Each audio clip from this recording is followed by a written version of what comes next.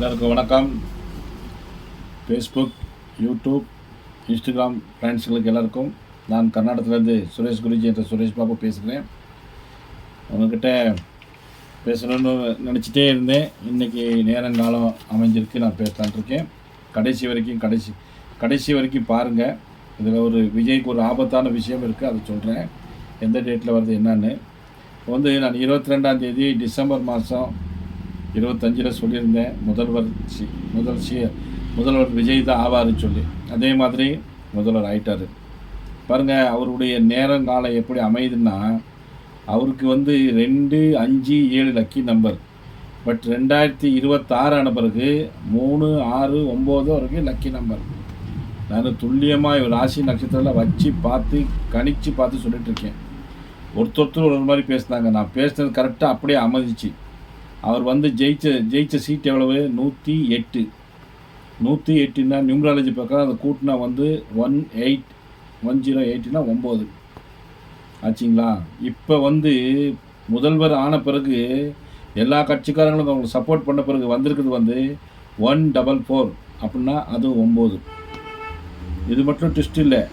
23ஆம் தேதி எலெக்ஷன். நான் 22ஆம் தேதி சொன்னேன், முட்டாள் மக்கள் ஆயிடாதீங்க, இது ஒரு சான்ஸ் உங்களுக்கு கிடச்சிருக்கு, உங்களுக்கு நல்ல நேரம் கிடச்சிருக்கு, நல்லதாகும், கொஞ்சம் புரிஞ்சுக்கிட்டு செய்யுங்க. ஒரு தடவை போய் நீங்கள் ஓட்டு போட்டிங்கன்னா 5 வருஷம் உங்களுக்கு சுதந்திரமாக இருக்குன்னு சொல்லியிருந்தேன்.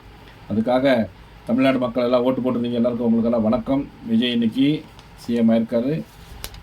1008 பிரச்சனை வரலாம், சிஎம்ஐ ஒன்றும் அசைக்க முடியாது. இன்னும் 16 வருஷம் ஒன்றும் அசைக்க முடியாது. அந்த ஒரே ஒரு கண்டம் இருக்குது, அந்த கண்டம் வந்துருச்சு. நான் சொல்கிறேன், ஆகஸ்ட் 9ஆம் மாதம் அந்த கண்டத்தை மட்டும் மீறிட்டாங்கன்னா அவர் நிரந்தர சிஎம் அவர் தான். யார் என்ன சூழ்ச்சி பண்ணாலும் நடக்காது.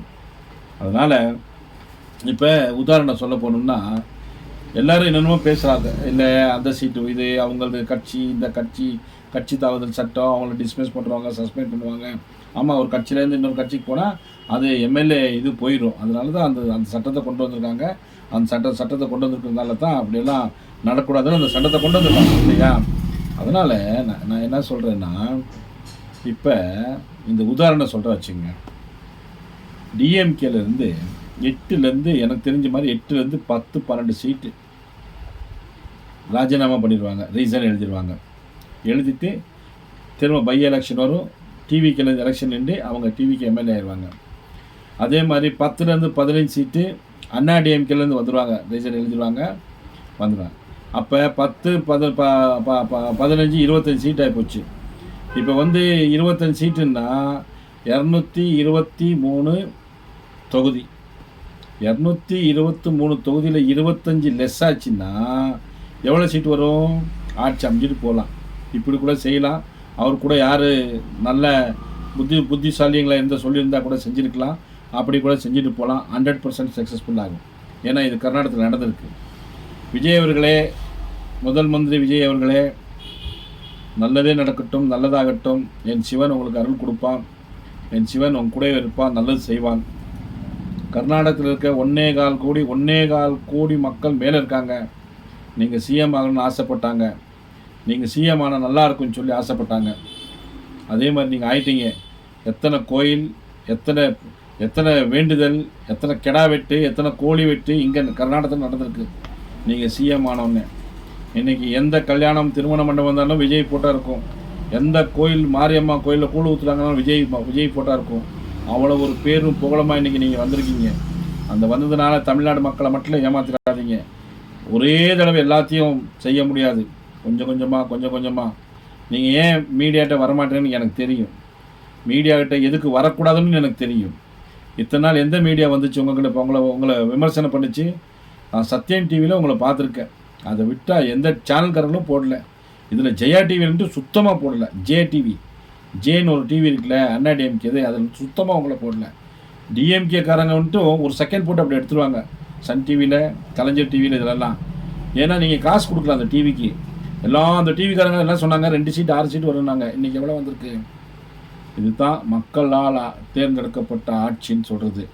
பணத்தை கொடுத்து ஏமாந்ததில்லை. ஸ்டாலின் சார், நீங்கள் ஜெயிச்சுக்கணுமா இருந்துச்சுன்னா மக்கள் மனசை எடுத்து முடிக்கணுமா இருந்துச்சு. நீங்கள் கொடுக்குறது 6 மாதத்துக்கு முன்னால் காசை கொடுத்தீங்க. அதை விட மோசமானது எதுனா தெரியுமா? நீங்கள் கொடுத்தீங்களே பணத்தை கோடிக்கணக்கில் மக்கள்கிட்ட போய் சேரலை. இதெல்லாம் உங்கள் கட்சிக்காரங்கிட்டே இருக்குது. நீங்கள் வேணுமா அதை திருப்பி கூட வாங்கிக்கிங்க. எப்பயுமே யாரையுமே தாக்கி பேசாதீங்க. நீங்கள் கேவலமாக பேசி இவெல்லாம் யார், இவெல்லாம் ஒரு நடிகன் சொல்லி ஆமை முயல் கதை கேட்டிருக்கீங்களே, ஆமை முயல் முயலே விட்றா, அவன் ஆமை போகிறதுக்கு நான் போயிடுவேன்னு. இதுதான் உங்களுக்கு நடந்தது, ஆமை முயல். இதுதான் உங்களுக்கு ஸ்டாலின் சார் நடந்தது. நீங்கள் கெட்டவன் சொல்லிட்டு இல்லை, வார்த்தையை தகாத வார்த்தையை விட்டுறாதீங்க. உங்கள் கட்சிக்காரங்களாகட்டும் நீங்களாகட்டும். ரஜினி சார் வணக்கம். கர்நாடகத்தில் ரஜினி சார் ஆளாளுக்கு ஒரு பேச்சு பேசுகிறாங்க, அதெல்லாம் பேசக்கூடாது, தப்பு. எப்பயுமே நீங்கள் தமிழ்நாட்டில் போய் சேர்ந்த பிறகு, இப்போ நாங்கள் கர்நாடகத்தை வந்து சேர்ந்துட்டோம், கர்நாடக தமிழன்.